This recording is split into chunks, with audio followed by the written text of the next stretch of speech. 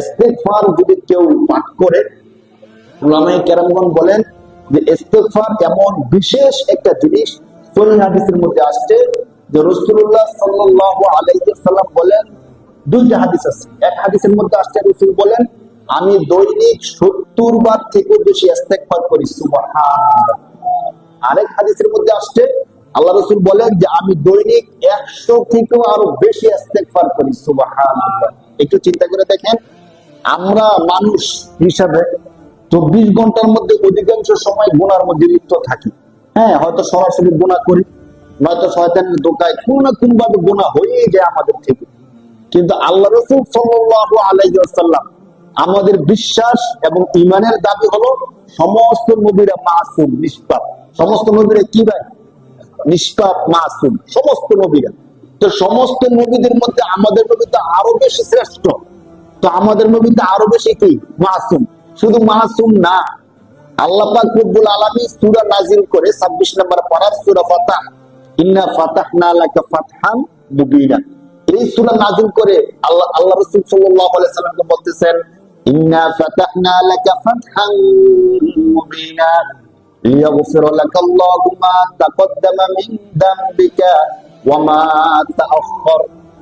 আল্লাহ তাআলা এই মেসেজটা দিতে চাচ্ছেন যে নবী আপনি তো মাসুম, ঠিক আছে, বাকি কখনো যদি এমন হয় যে ভবিষ্যতে একটু ভুল হয়ে যাচ্ছে বা হওয়ার সম্ভাবনা আছে, ওই বিষয়গুলো আমি আল্লাহ অগ্রিম ক্ষমা করে দিলাম, সুবহানাল্লাহ। এই ঘোষণা কার? আল্লাহ। এই ঘোষণা কার? আল্লাহ নবীজিকে বলতেছে যে আপনি তো এখন মাসুম, বাকি ভবিষ্যতে ভুল হওয়ার সম্ভাবনা যদি থাকে, ওইটাও আমি আল্লাহ অগ্রিম ক্ষমা করে দিলাম। কেমন নবী আমাদের নবী? ওই নবী যার কোনো গুনাহ নাই, গুনাহ হলে অগ্রিম আল্লাহ ক্ষমা করে রাখছেন। ওই নবী দৈনিক 70-এর থেকে বেশি কি পড়তেন? ইস্তেগফার কেন পড়েন? গুনাহ থেকে ক্ষমা চাওয়ার জন্য তো পড়ে, আস্তাগফিরুল্লাহ, আল্লাহ আমি আপনার কাছে গুনাহ ক্ষমা চাই। তো চিন্তা করে দেখেন, নবীর কোনো গুনাহ নাই, আবার গুনাহ হওয়ার আগে আল্লাহ কি করে রাখছেন? অগ্রিম ক্ষমার ঘোষণা দিয়ে দিচ্ছেন। ওই নবী হাদিস শরীফের মধ্যে আসছে যে আল্লাহ রাসূল বলেন আমি দৈনিক 70-এর থেকে বেশি ইস্তেগফার করি। আর আমরা যারা 24 ঘন্টা গুনার মধ্যে থাকি, কথা বললে গুনাহ হয়, হাঁটতে গেলে গুনাহ হয়, দোকানে বসলে গুনাহ হয়, যা করি আমাদের গুনার কোনো কি নাই, সীমা নাই। আমরা কতবার ইস্তেগফার করি? তার বাকি মুফাসসিরিন কেরামগণ বলেন আমরা ইস্তেগফার করি গুনাহ ক্ষমার জন্য। আর আল্লাহ রাসূল যে ইস্তেগফার করতেন, এই ইস্তেগফারের মূল মর্ম ছিল ইস্তেগফার যে যত বেশি করে তার সম্মান তত বেশি বৃদ্ধি পায়। তো আল্লাহ রাসূল বেশি বেশি ইস্তেগফার করতেন যাতে আল্লাহ রাসূলের মর্যাদা আল্লাহর দরবারে আরো বেশি কি হয়ে যায়? বৃদ্ধি হয়ে যায়। এই জন্য উলামায়ে কেরাম বলেন কোন ব্যক্তি যদি এখন মানুষ বান্দা উম্মত যারা ইস্তেগফার করবে তাদের অনেকগুলো ফায়দা।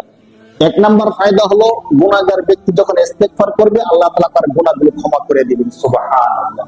দুই নাম্বার, সে যে গুনাহগুলো করছে ওই গুনাহগুলোর পরিবর্তে আল্লাহ তাআলা সওয়াব দ্বারা পরিবর্তন করে দিবেন, সুবহানাল্লাহ। তিন নাম্বার, তার মর্যাদা বৃদ্ধি করে দিবেন। আল্লাহ তাআলার দরবারে যে ইস্তেগফার করে তার মর্যাদা অনেক বেশি বাড়ায় দিবেন। তিন নাম্বার। চার নাম্বার, আরেকটা বড় ফজিলত হলো কোন ব্যক্তি যদি বেশি বেশি ইস্তেগফার করে আল্লাহ তাআলা তার রিজিকের সমস্ত টেনশন গুলো দূর করে দিবেন, সুবহানাল্লাহ। উলামায়ে কেরামগণ বলেন যে কারো যদি রিজিকের টেনশন থাকে, যদি কারো টাকা পয়সার সমস্যা থাকে বা খাবার দাবারে কারো যদি সমস্যা হয়, সে যেন বেশি বেশি ইস্তেগফার করে। যে যত বেশি ইস্তেগফার করবে খালেস নিয়তে, আল্লাহ তাআলাকে হাজির নাজির জেনে, হাদিসের উপর বিশ্বাস রেখে কোন ব্যক্তি যদি দৈনিক বেশি বেশি ইস্তেগফার করে আল্লাহ তাআলা তার রিজিকের সমস্ত টেনশন গুলো দূর করে দিবেন, সুবহানাল্লাহ। আমরা যে অপরাধ করি অধিকাংশ অপরাধ কিন্তু খাবার দাবার রিজিকের জন্যই করি। হ্যাঁ, মানুষকে যদি জিজ্ঞেস করে যে আপনি যারা চোর চুরি করেন কেন? একটু ভালো খাওয়ার জন্য তো চুরি করে। ডাকাতি করেন কেন? একটু ভালো খাওয়ার জন্য, একটু ভালো থাকার জন্য না। যে সরকারের টাকা চুরি করে কেন চুরি করেন? আর একটু ভালো থাকার জন্য। যে সুদি কারবার করেন কেন? আর একটু ভালো থাকার জন্য, খাওয়ার জন্য। ঘুষ খান কেন? আর একটু ভালো থাকার জন্য, ভালো খাওয়ার জন্য। তো অধিকাংশ অপরাধগুলো স্বাভাবিকভাবে রিজিকের সাথে, থাকা খাওয়ার সাথে সম্পৃক্ত। যদি আমরা ইস্তেগফার করি আল্লাহ তাআলা যদি আমাদের খাবারের রিজিকের সমস্যা দূর করে দেন, আমাদের আর কোনো গুনার দরকার পড়ে না। এই জন্য রমজান মাস আমরা যে ইবাদত সবচেয়ে বেশি করতে পারি, প্রথম যে হাদিসটা বলছিলাম, হাদিসের মধ্যে আসছে যে কোন ব্যক্তি রমজান পাইলো কিন্তু তার গুনাহগুলো ক্ষমা করার আগেই রমজান শেষ হয়ে গেল, তাহলে সে হলো সবচেয়ে বড় দুর্ভাগা না। এই জন্য আমাদের গুনাহগুলো ক্ষমা করার জন্য বেশি বেশি ইস্তেগফার করা, আল্লাহর কাছে সম্মান অর্জন করার জন্য বেশি বেশি ইস্তেগফার করা, সর্বোপরি আমাদের রিজিকের যে সমস্যাগুলো আছে ওই সমস্যাগুলো দূর করার জন্য আমরা আল্লাহর কাছে বেশি বেশি কি করবো ভাই? ইস্তেগফার করবো। আস্তাগফিরুল্লাহ সবচেয়ে ছোট্ট ভাবে যদি আমরা বলি, শুয়ে রয়েছি, ঘুম ধরতেছে না, আস্তাগফিরুল্লাহ আস্তাগফিরুল্লাহ আস্তাগফিরুল্লাহ, এটুকু বললে যথেষ্ট।